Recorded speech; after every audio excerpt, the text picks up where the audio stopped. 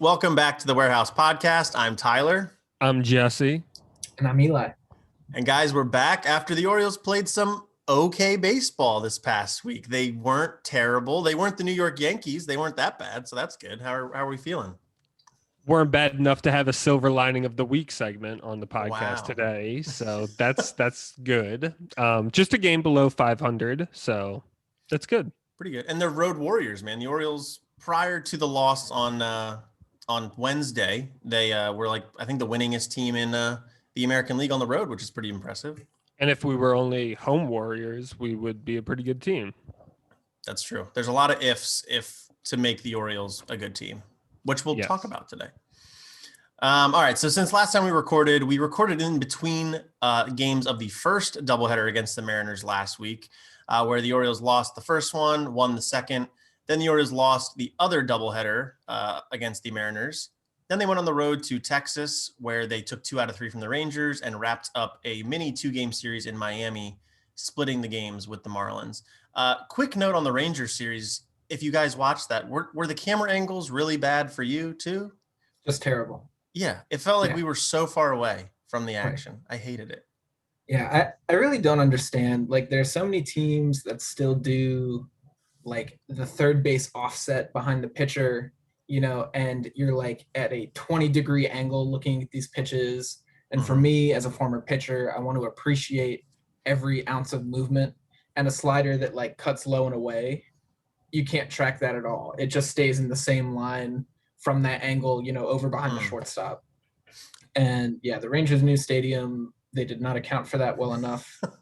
And enough baseball has been played that it seems like these camera people would have been able to figure this out at this point after almost a century of Major League Baseball. Granted, maybe not on TV, but a century of Major League Baseball happening. So, well, this is always, I was just going to say, we got 60 years of baseball on TV. So it's true.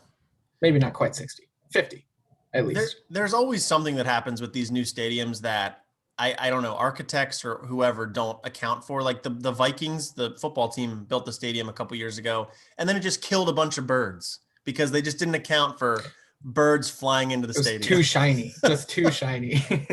So it's beautiful though from the outside. Right. I'll give them credit. Of course, but they made it for humans, not birds. Anyway, we don't have to play at Texas again this year, so that's cool. But it was kind of neat to play teams outside of the American League East or National League East for the first time in over a year. So that was neat. All right, so let's talk about the series. Not typically, not game by game necessarily, but just some things we've sort of noticed. The offense has started to get going a little bit, but then they also got shut out twice in the last week. So I don't know. It's very stop and start. We had a very Luke Scott type of week, if everybody remembers the Luke Scott streakiness. And especially Ryan Mountcastle is a little bit frustrating because this is a guy that, we expected to be a Rookie of the Year candidate, and he just can't quite get off the ground. His batting just 169 on the year. We know batting average isn't always the best way to go about evaluating somebody, but no matter what, you look at his numbers, and Ryan Mountcastle is kind of struggling. So, Eli, I don't know, are you seeing anything from Ryan Mountcastle that you're worried about, or maybe even something that you're encouraged by so far? Yeah, I mean, I think the best thing to say is there's nothing to be encouraged by right now. He was struggling in the field, got relegated to DH/first base, first base only on a replacement basis, and hasn't really been able to handle DHing yet. That being said, the thing that is encouraging to me is last year he hit 340, was absolutely mashing. And we're like 3 weeks into the season. So obviously not a reason to overreact right now. The dude still has a lot of talent. He's still a top 100 prospect in the MLB and could very well still win Rookie of the Year if he picks it up. Okay. Yeah. Jesse, what are your thoughts? I mean, are we approaching a minor league option with Ryan Mountcastle? What do you think about the situation? No, I don't think we're in that territory yet. I think it's going to take a really extended period of time of Mountcastle not performing in order for him to be sent down. I think what the situation is, he obviously is good enough to not be in the minor leagues anymore. So the amount of learning and experience that he's going to get from getting minor league at bats is not at all. It's not significant relative to the experience that he'll get getting major league at bats. So I think that the Orioles are going to be flexible enough in trying to put him in the right situations in order to succeed and in order to do well, that it's going to take a lot for him to get sent back down. This 3-week period is not nearly enough. The Orioles they can bench him a few times. They can DH him, not have him play in the field so he can only focus and concentrate on his hitting. So the Orioles he's kind of the centerpiece of the Orioles projects right now. So that gives him a lot of a room to maneuver based on what is best for him and his needs. Right. And I mean, what I would say is what I'm encouraged by, or at least maybe it makes me less worried, is that he is starting to hit the ball a little bit better recently. His batting average on balls in play is 238, which is well below the major league average, which is typically around like 280 to 290. So, if he gets a little bit luckier, you're going to see that batting average bump up a bit. But that's not going to help him in the strikeout and walk department, which has been a problem for him this year. He's striking out almost a third of the time. He's walking like half as much as he did last year. So there is definitely a plate discipline issue going on there. So, he's got to work out some kinks. It's the classic kind of sophomore slump situation that, he could go to the alternate camp and work on, but the Orioles might as well let him try and work on stuff in the big leagues. And there's a certain amount of Ryan Mountcastle that we're going to have to just accept. Obviously, he can make improvements, but we know that this is kind of an Adam Jones type free swinger up at the plate. This isn't a guy that is going to take a lot of walks, that isn't going to show tremendous plate discipline, etc. Granted, Adam Jones later in his career did end up developing some plate discipline, and I mean, to be as good a hitter as he was, but early in his career, he was really a free swinger up at the plate. And so I think that there's a lot of Ryan Mountcastle that Oriole fans are just going to have to accept and understand that he might be able to make slightly better, but overall, he's not going to reinvent himself as a major league hitter. So, yeah, that's fair. Yeah, also to the effect of what Tyler was saying, Mountcastle's about at the 2/3, like at 66th and 67th percentile on barreling balls this year. So he definitely is making some hard contact. Like his expected ISO, and ISO is slugging minus batting average. Is that right? I think that's it. That sounds right. I'm not sure. Yeah, but so it basically quantifies power and power only. His expected ISO, is at 55th percentile. So he definitely is hitting the ball hard. But as you guys said, he is striking out at a ridiculous clip. He's not walking. He's swinging away. And major league pitchers are picking him apart right now.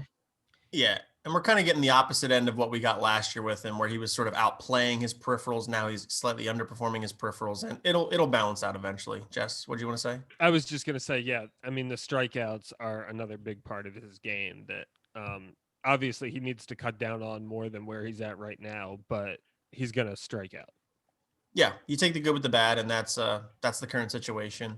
But yeah, we got to keep sending him out there, whether it's DH or left field, and see what he can do. Somebody that's not having trouble, which was really struggling at the start of the season, is the Orioles starting shortstop Freddie Galvez. This is a guy that was kind of the center of attention for all the Orioles' problems on offense, despite him being like the 8 or 9 hitter every day, and he wasn't on the team for his bat, but he was really struggling to start the year.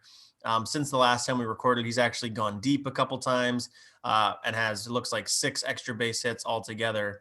And now his triple slash line for the year is 271, 338, and a 475 slugging percentage. So, Jesse, Freddie Galvez is back. I mean, he's going to keep this up for the whole year, right? Probably not this, but no, he's definitely a lot better. I think he's moved up in the lineup, so he's like our 6th hitter most of the time now. And if we get desperate enough at the top of the order, I think that you could see him be a 2-hitter. Wow. Especially with Santander going down. I think it's possible that at some point in the season he gets in there very temporarily. But most of the time I think he's gonna, slide between the 6 and 9 spot depending on how he's hitting at the current moment. So Eli, please respond to Jesse suggesting Freddie Galvez hit second in the order. I definitely. Wait, I am not suggesting it. What I am saying is that at some point in the season, I think he will be the number 2 hitter for at least a game or a few. On a day where we have 3 starting outfielders taking a break, and I don't know. That was all I had. No, I think that Freddie Galvez is, he's better than he was, and he's not as good as he is. He's going to settle out hitting about 250 this year. His slugging will not be approaching 500. He's going to hit singles. He might shoot a couple doubles one way or another, and he'll be fine. But he is there to fill space and take up time. And, if somehow miraculously we stumble upon another Jose Iglesias who was also not supposed to be a good hitter and just miraculously was an absolute freak last year, I wouldn't be mad at it, and I'd be happy to see someone like that in the 2 slot.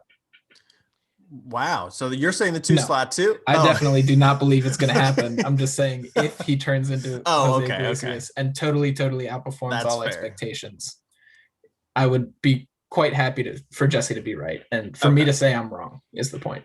Okay. Yeah, if we got Jose Iglesias 2020 production out of him, I would buy in the 2 slot. All right. Right. Yeah. I think if he keeps his bat hot and Brandon Hyde can expect that, he's hitting the ball really well, I think that he could get up there at some point. So obviously this streak right now probably isn't going to last much longer, but if something like this were to happen later down the road, I could definitely see it happening.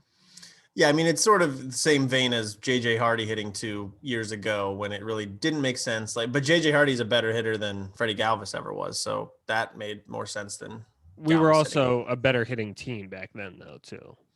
Well, yeah. I mean, this is a offense that is not nearly, but it's not at a great level right now. But it should be better than it is. I think the Orioles are not they're not a bottom 5 offense. I think they should be better than that. And what I will say about Freddie Galvez, and I wrote something on Camden Chat this past week, is basically like he's doing exactly. I mean, this is an outbreak that's not going to maintain, but he's doing exactly what the Orioles front office wanted him to do. The Orioles don't have a ton of high minors options at shortstop. They did the Richie Martin thing for a year. Didn't work out. He's still in the organization, but they clearly don't trust him to be the guy every day. Galvez is going to make the easy plays. He's going to mess up some plays, which we've seen so far too. And there is some, legitimateness, whatever, if that's a word, to legitimate criticism. Legitimacy. Okay. It's legitimacy. Come on, Tyler. Look, guys, you know what I'm trying to say. There is some legitimacy to criticisms of his defense this year. His range has been a little bit disappointing, but in general, he's filling a spot. He's doing a fine job. He'll probably be here for 1 year, and then next year you'll see somebody else, or maybe Jahmai Jones or Richie Martin or somebody get another shot until a guy like Westberg or Henderson or whoever is ready to be up here. So just bear with it. He'll hit, like Eli said, 250 with a little bit of power, and he'll be fine. Okay, let's go. He's the last person in the offense that people need to worry about, I think. Yeah, if the offense is not working, it's not just because of Freddie Galvez. There's a lot of other reasons. Okay, talking about the offense and a big issue we've got now, which Jesse, you just talked about with Galvez potentially hitting 2, is with Anthony Santander out. As soon as Austin Hayes came back, Santander went down with a left ankle sprain. It's not expected to be super serious, but he could be out up to 4 weeks. So, what do you guys think about this injury? How does it impact the team in general? Eli, maybe I'll go to you first about this. How does Anthony Santander missing time impact the Orioles roster complexion? It's kind of an interesting thing to me because the Orioles, as we've talked about, outfield depth is if there is one strength on the Orioles, maybe outside of the bullpen, it's Orioles outfield depth. And, we were in this situation where we had what we thought was Mountcastle and, Mullins and Hayes in center, and then Santander in right. And then you throw DJ Stewart into the mix, and then you throw, every once in a while a Ryan McKenna, who the Orioles are trying to get him some time, clearly. And this is just opening up room in that crowded outfield, right? We all have confidence in Santander to be a performer day in, day out. And seeing him go down enables a little bit more of Austin Hayes. It enables a little bit more DJ Stewart, and it enables a little more Ryan McKenna. All three of those guys are now, in the way of Hayes and Stewart, are everyday outfielders now in the Orioles, with Mountcastle sucking the way he has. And Ryan McKenna now slots in as the fourth outfielder. And that it leaves us in an interesting situation. The one strength we were going to rely on this year is not entirely there, but at the same time, we're going to see, what happens with it. Yeah, I mean, it's definitely a lot. It complicates things a little bit. Jesse, what are you thinking about the outfield situation with Santander on the mend? Well, I definitely think what Eli's talking about is true. We have we are much more prepared as a baseball team for Anthony Santander to go down than we are for Freddie Galvez to go down, or Michael Franco to go down, So, I think what Eli's talking about is correct. I mean, we obviously, in terms of from a competing perspective, he's obviously a big loss. This could be a while before he gets back. Having him out of the lineup for a month potentially could be a problem as far as our offense goes, even though he wasn't hitting that great prior to being injured. But the flip side to that, of course, is what Eli was saying, that people are going to get an opportunity now that they weren't going to get before. I'm interested to see how it impacts what the Orioles' plans were at the trade deadline, because there was talk about Santander being of interest of the Marlins over the winter. And I think that what we're talking about right now, with there being sort of a glut of outfield options, which is never a bad thing, but you're going to want to see Ryan McKenna play a little bit more. The Orioles clearly value DJ Stewart's role in the offense, and they may just not see a way for Anthony Santander to stick around long-term, with Yusniel Diaz coming soon. Hopefully Heston Kjerstad is a college bat that they would imagine is going to move through the system pretty fast, even though he's obviously had some issues there. But it'll be interesting to see, because the Orioles don't have a ton of trade chips that I'm seeing. Obviously, maybe Trey Mancini, somebody like that.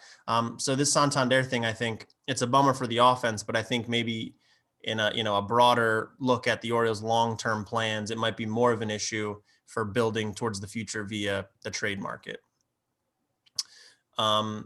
Any thoughts on that before we move on?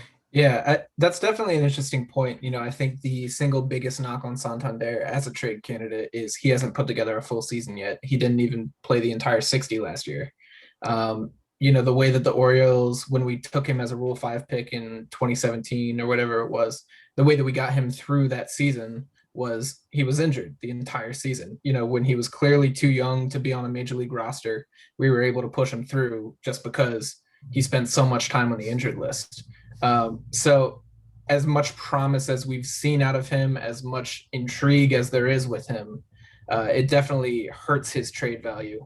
And seeing it spring up again this year is not comforting in that sense. Right. The other thing I'm not sure about is I don't know what his trade value is exactly, right? And that's for exactly the thing Eli was saying. The fact that he hasn't put a whole season together, I think the Orioles probably get more value out of keeping him on the roster, trying to show that he can play roughly at least a full season, and then maybe trading him. But I don't think the Orioles at this point are going to get the value for him that they would hope if they're looking to deal him away. So, well, yeah, I think that's part where this injury kind of comes in. If he hadn't had it, even if he comes back before the trade deadline, which it sounds like he will, but if he hadn't had this injury and he just played till, late July, you could say, hey, look, last year was fluky. He's fine. He's played 3 straight months. Like, you can take this guy on. So yeah, I don't think it totally precludes them from making a trade still, but it makes it a little bit harder to do. Speaking of injuries, we got a guy back from injury, another injured outfielder. Austin Hays is back and making some interesting plays in the outfield. He booted a ball on Wednesday and then made a nice play to make up for it. So what do you guys think about the outfield now that Hays is back? Santander's gone. Mountcastle's got his issues. How do you think the Orioles and Brandon Hyde will juggle the outfield at this point? Jesse, what's your thoughts? Yeah, I mean, I think it's going to look different. I think day in and day out. I think there are going to be a lot of changes. I think other than Mullins being in center field, at least almost every day, maybe if there's a lefty pitcher, they sit him down for a day or whatever. But he's basically going to be the everyday center fielder at this point in time. But as far as the corner outfield spots, there is going to be a lot of volatility. It looks like Mountcastle is going to be occupying the DH slot a little more. So it is going to likely be Hays, Stewart, and McKenna that are rotating through the 2 corner outfield positions. So, yeah, and I think Hays is going to probably see the bulk of that time. Him and Stewart are probably going to be playing the most, and then McKenna on occasion. So. Yeah, that sounds right. Eli, do you have similar thoughts there?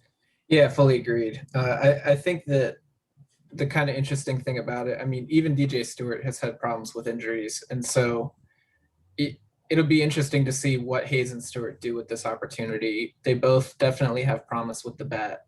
And DJ Stewart in particular being an incredibly streaky hitter, it'd be really nice to see him put together a solid month of production and kind of position himself as a potential piece in a future Orioles lineup. Yeah, I mean, I think this is a big deal for Austin Hays. He has to prove he can stay healthy. We've seen it in short spurts, but it's yet to be on display full time. And I think Anthony Santander going down is kind of perfect timing for Austin Hays, because with Santander still in there, I'm not sure that Hays gets into the lineup most days. I think he probably becomes the 4th outfielder because Stewart, I think they really like his bat. Mullins has proven he can handle the everyday job in center, and Santander was the team's MVP last year. So for Austin Hays, this is a big opportunity to prove I can play every day and I can be productive, and you can figure something else out for Anthony Santander once he's back. Sort of in the flurry to get Austin Hays back, though, Dean Kramer was optioned to Bowie. We should say the Orioles have made it pretty clear that they did it with the intention of bringing him back shortly because they had 2 off days in the same week. But Eli, do you think there's anything else at work there, or is it as simple as it sounds? I think it's pretty hard to argue that Kramer was not struggling. I mean, he definitely has. I mean, he's averaging well under 5 innings a game. He is taking a lot of pitches to get through hitters. He's struggling a bit.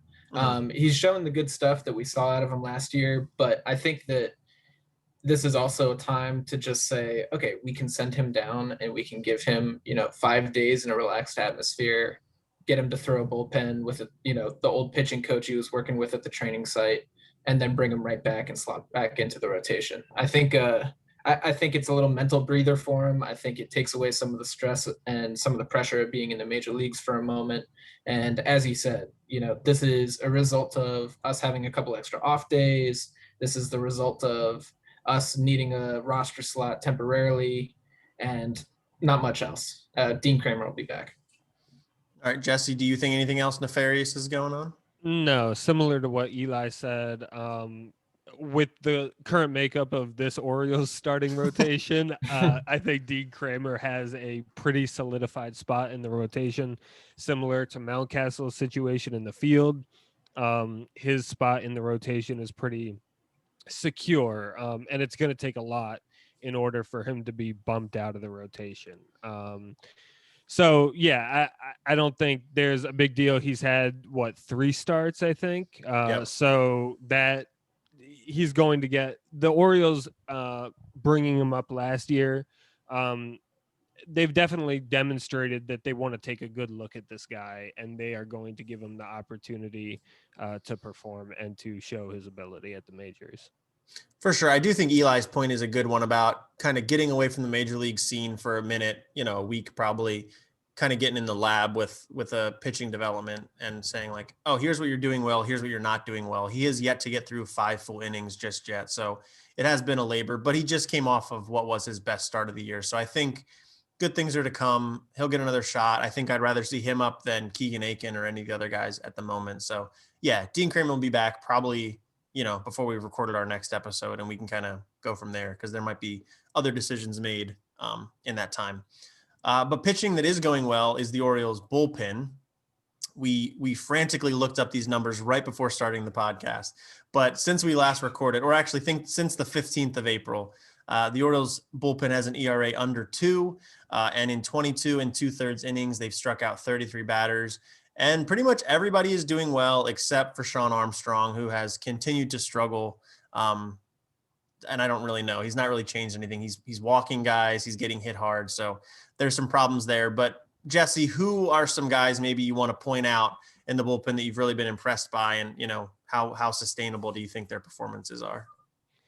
Well, I think the strength of the Orioles bullpen, like with a lot of teams, it's going to come back to the back end of the bullpen.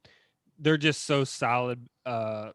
Tate, I think, is gonna have a really good year. Tanner Scott is gonna have a good year, and then as of now, Cesaro Valdez is doing really well too. So I think it's always going to be the back end of the rotation. I think the middle relief guys are a little more questionable going forward. There have been some encouraging signs, but middle relievers tend to fluctuate in their performance and their ability at a given time. So guys like Paul Fry, I think will, he's already been inconsistent, to start the year. He was really struggling, and now he's pitching well. And there are other guys in the middle relievers that it looks like are pitching well, but probably are outperforming our expectations, outperforming their performance historically. So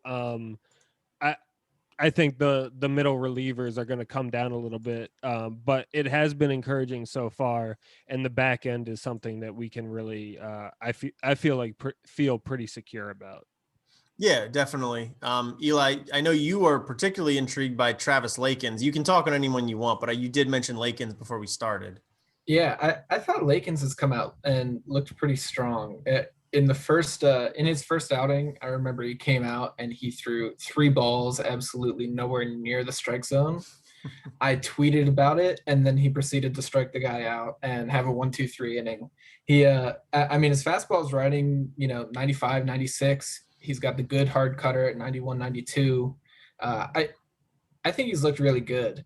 The other dude I want to touch on is Cesaro Valdez, not because anyone needs me to tell them that he's been pitching well. I think it's just incredibly frustrating watching him because somehow he manages to throw the ball absolutely nowhere near the strike zone at 76 miles an hour, and it's just deadly effective. I don't know what it is about him. Maybe he's pronating and really emphasizing. For those who don't know, pronating is like the action of kind of rolling your pointer finger over the ball as him a sidearmer. And that's really how you get good action on a changeup. So maybe he's emphasizing that so much that he just has no idea where the ball's going. I don't know, but it's frustrating to watch and pretty hilarious because, he'll throw 2 balls in the left-handed batter's box and then throw a 2-0 changeup at 77 miles an hour down the middle, and people look ridiculous trying to hit this guy. It's just hilarious. Yeah, he's got a few changeups. He calls it the dead fish or whatever, but he grabs it like tons of different ways. And I think sometimes he's not even totally sure what it's going to do. It's sort of like a knuckleball in that way, where it's like just get it in the general direction of the hitter and hope it moves a bunch. It's something, because you got a guy like Tanner Scott throwing 100 miles an hour, and you got Cesaro Valdez, and they're having similar outcomes. It's wild. Right. One guy I did want to mention who hasn't pitched in a while, and I'm kind of curious on this situation, is Tyler Wells has not pitched since April 11th. And, I know they're trying to protect the Rule 5 guys, but if you don't have a guy pitch for almost 2 weeks, that seems like a problem to me. I don't know if you guys have thoughts about it, about the Rule 5 situation and what they're doing with Tyler Wells, but like, is that something that's sustainable to protect a bullpen pitcher that much? Max Scruller is already at the alternate site he's on the IL, but he's at the alternate site working on some stuff, which seems like one of those faux IL stints because it was like a tendonitis thing.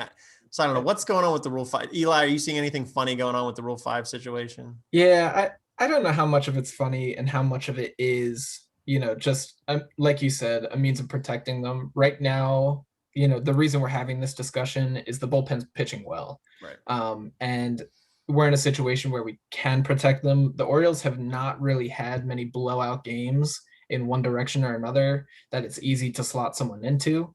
And I think that Tyler Wells is doing fine. He hasn't shown anything that's super disconcerting in any way.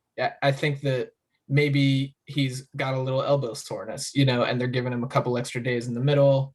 Maybe they're just happy with working with him in the background, letting the guys who are performing keep doing so, keeping them in a good rhythm.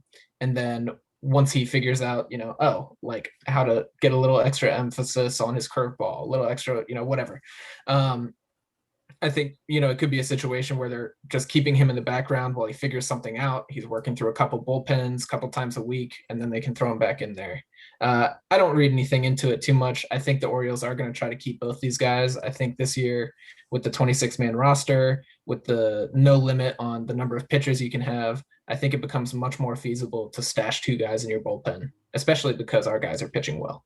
Yeah, I mean, they're definitely bending over backwards. Jess, do you have any thoughts on it?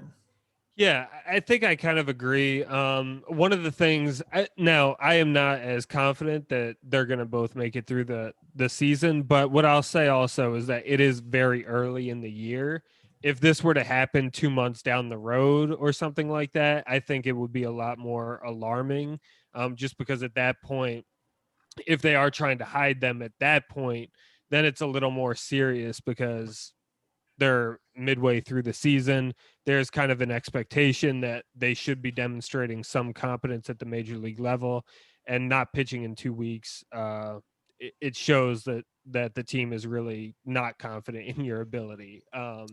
So the fact that it's so early, though, the fact that the Orioles do have the luxury of hiding them in tandem with, like Eli said, the Orioles not having any massive blowout wins or being behind in a blowout, I think has allowed them to do what they're doing right now.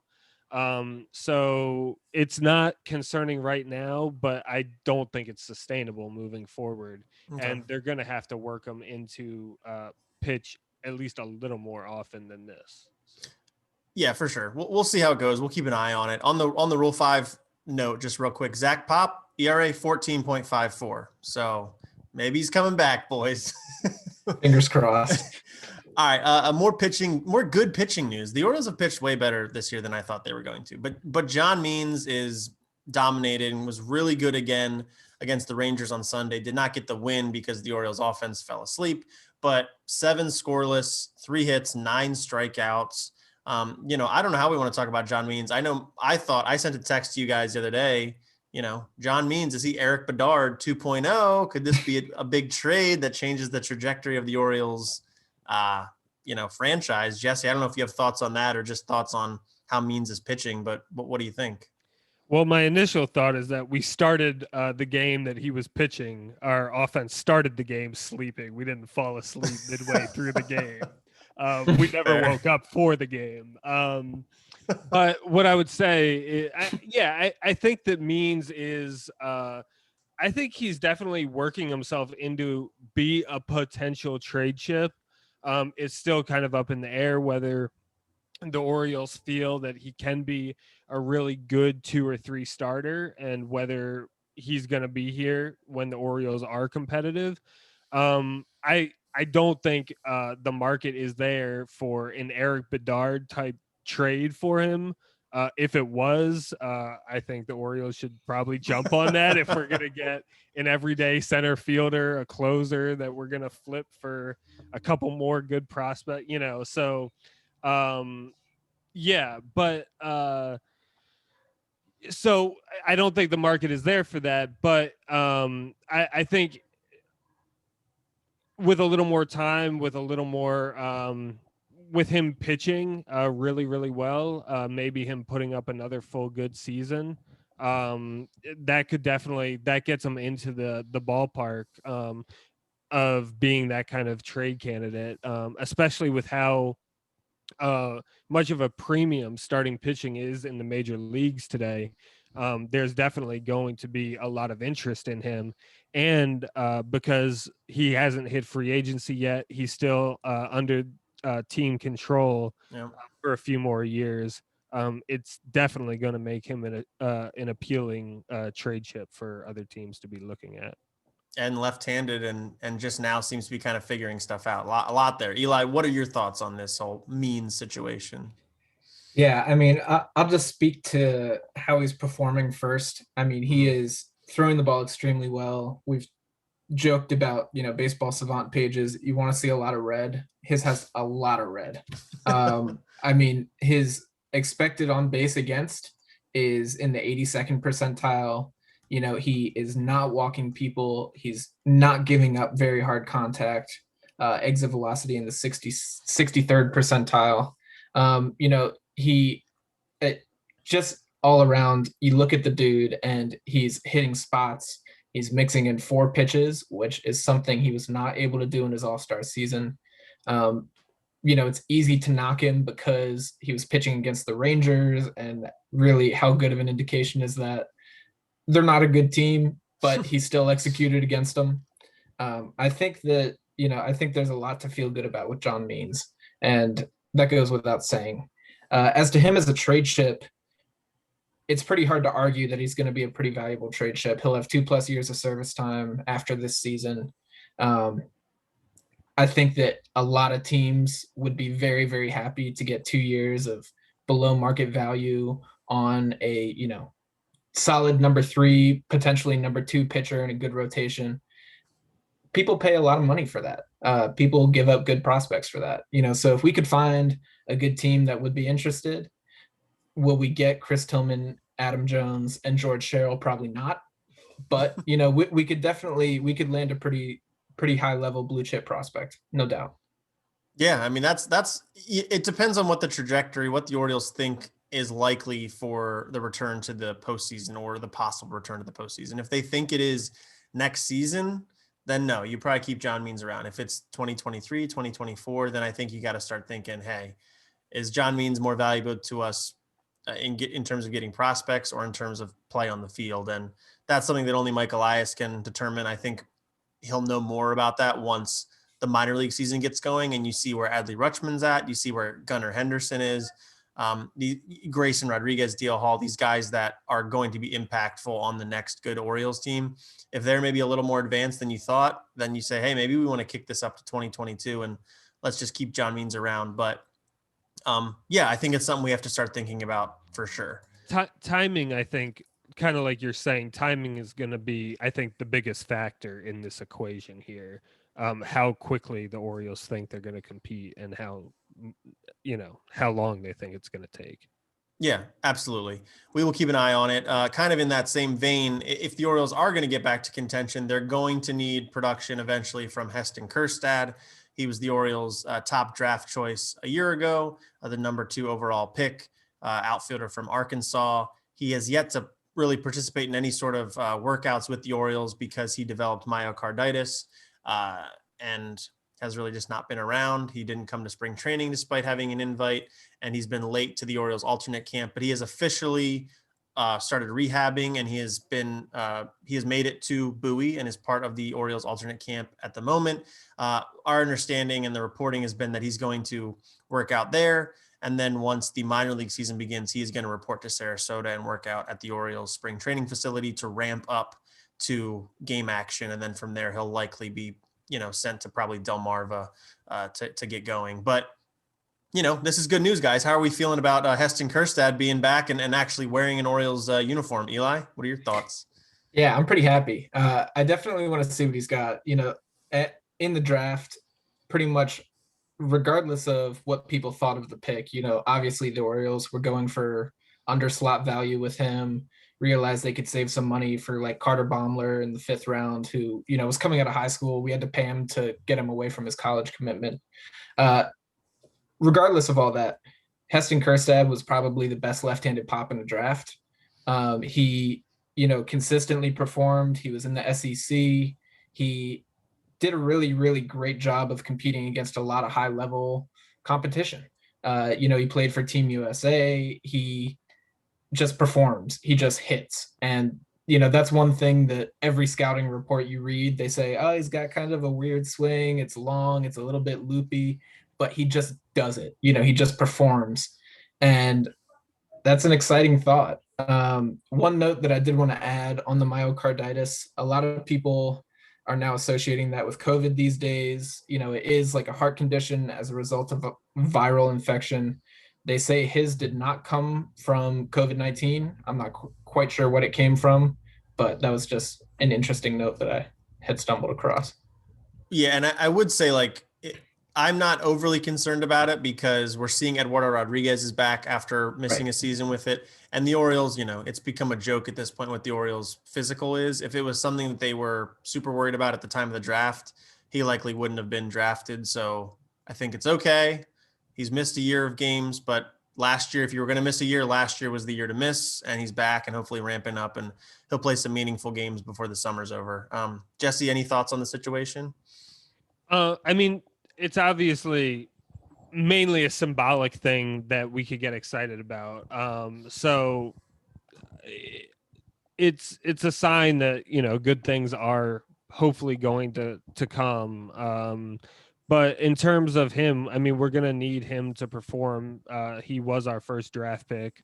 So there's obviously a lot of expectation that he's going to hit for us. Yeah, no, for sure. The Orioles, you can't miss on drafting number 2 overall, or else the whole rebuild is going to be a problem. So yeah, there's pressure on Heston Kjerstad, and we'll definitely be following it and watching very closely. All right, what we want to do real quick, we got 2 more things. First, we're going to do Guess That Oriole. This is the section where we give you 3 facts about a former Oriole. They don't all have to be Oriole-related facts. And then you go on social media, on our Twitter specifically. You find the tweet where we put these 3 facts, and you respond to us. And then what we do, if you get it right, is we shout you out on the show. So that's what we're going to do this week. Is last week, our 3 facts were had quintuplets at 29 years old, first player to hit a home run off the top of the foul pole at Oriole Park, and was an all-star in 2003 and 2005 while with the Orioles. The correct answer, of course, is Melvin Mora. And it looks like we got 5 people that got it right. Bob Felon said Melmo, of course. Hunter Davis said Melvin. Michael Long just tweeted at us with La Vida es un Carnaval, which was Melvin Mora's walk-up song. Trill Foden said need more hints, need Mora hints. That was a joke. And that's at Josh Lynn ESR. He's a Utah Street Report writer. And then Denise Williams said Melvin Mora. So 5 people got it right last week. Thank you all for participating. We think this week's going to be a little more difficult. So we'll give you 3 facts. I'll give you the first, then Jesse, and then Eli. And then again, go follow our Twitter and respond to it. So the first fact on this week's Guess That Oriole is they signed a 5-year, $50 million contract with the Los Angeles Angels. They were an all-star with the Texas Rangers in 2006. And despite being in the major leagues for 12 years, they never hit 20 home runs in a single season. So that's interesting. No Orioles specific hints this year. So if you only paid attention to this person while they were with the Orioles, you might not really know what's going on. So go on Twitter, follow us at The Warehouse Pod, and find that tweet and respond to us with your guesses. All right, guys. So next week we'll be talking more about the Orioles, obviously, because that's what this whole podcast is about. And it'll be following a homestand, a 7-game homestand, or maybe somewhere in the middle of that 7-game homestand. The Orioles have 3 games against the streaking Oakland Athletics, and then 4 games against the lowly New York Yankees. So do we have predictions on what the Orioles are going to do this week with those two series? Jesse, you're leaning back in your chair very ferociously. Yeah, I mean, I think the Yankee series is more of a toss-up.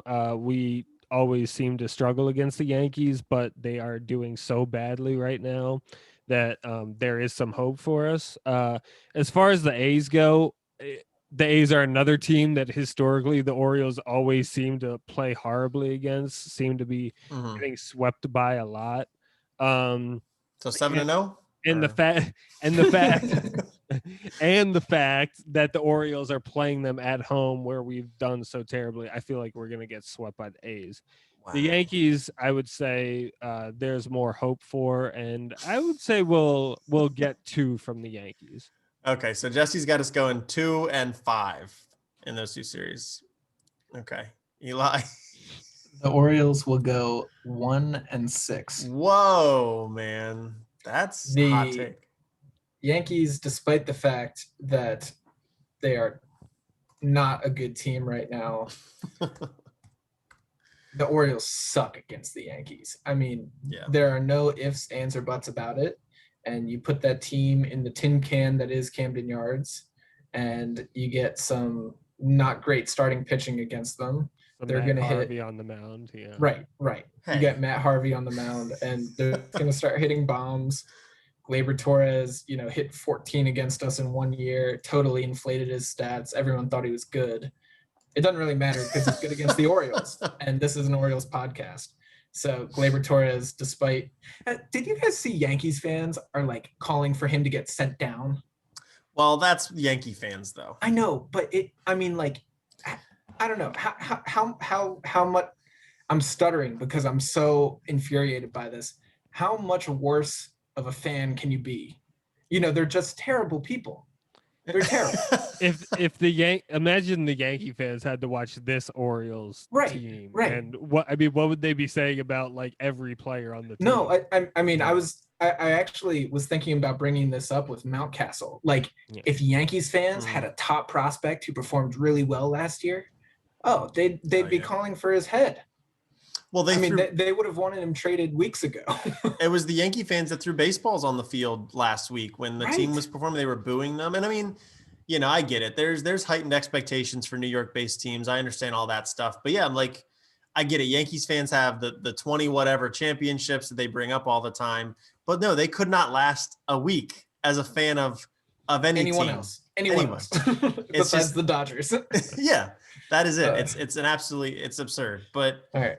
I get it. But I think the Orioles will split the series with the Yankees. I think they're going to go 2-2 because, as we've said, I don't think the Yankees pitching is all that great apart from Garrett Cole, and the offense is not hitting that well at the moment. And the Orioles pitching could be just what the Yankees need to fix things. But as we just discussed, the Orioles pitching's been better than I expected it to be. So we'll see that, and I think we'll take 1 of 3 from the Athletics. I think we will snap their winning streak. So that's kind of a bold prediction. They've won 11 in a row coming into Camden Yards. The Orioles will win 1 of them, break the streak, and split it with the Yanks. I would be shocked, Tyler, if they took one. If we took 1, I'd be shocked. I also want to say my 1 in my 1-6 was against the Yankees. I think the Athletics sweep us as well.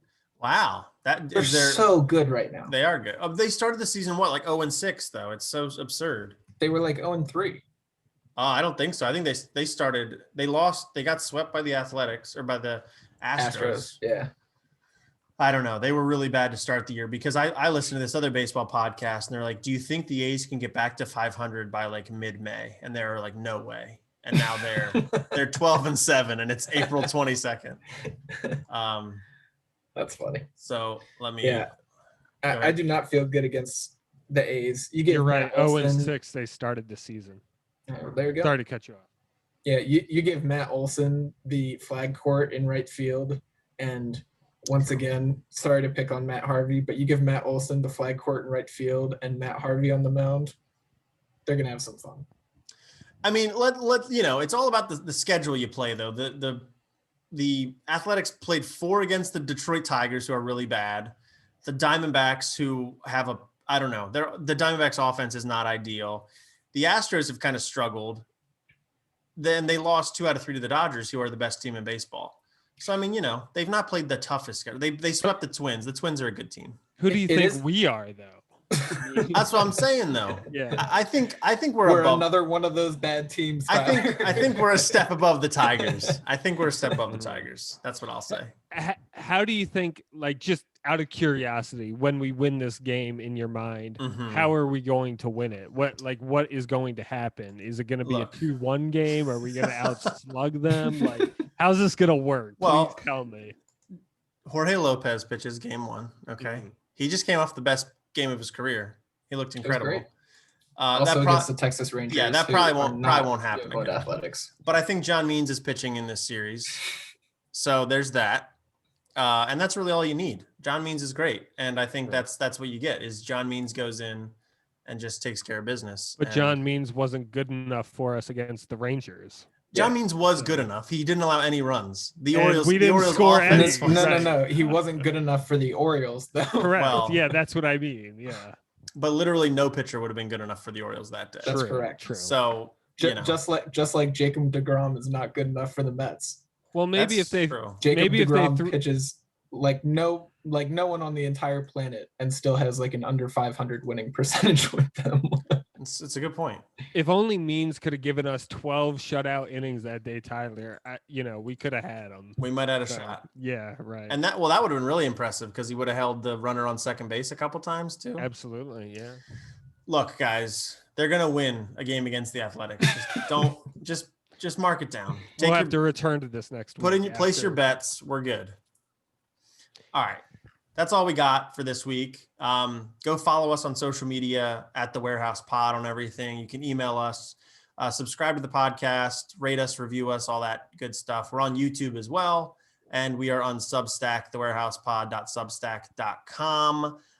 Eli, where do people follow you on social? At Elijah Ginsburg on Twitter and at Ginsy55 on Instagram. Cool. And Jesse, how about you? People can follow me on Instagram and on Twitter at Juggernaut8678. Jesse has the exact same voice every time People he can says follow that. me. People can follow me at Juggernaut8678 on Instagram. I can't. Every time. It's good. You're predictable. That's Muscle appreciated. memory. That's what that is. Muscle memory. It's fair. And I'm on Twitter and Instagram _Ty Young and over on CamdenChat.com. So that's it, guys. We'll talk about the Orioles' inevitable win over the Athletics next week and the series split with the Yankees.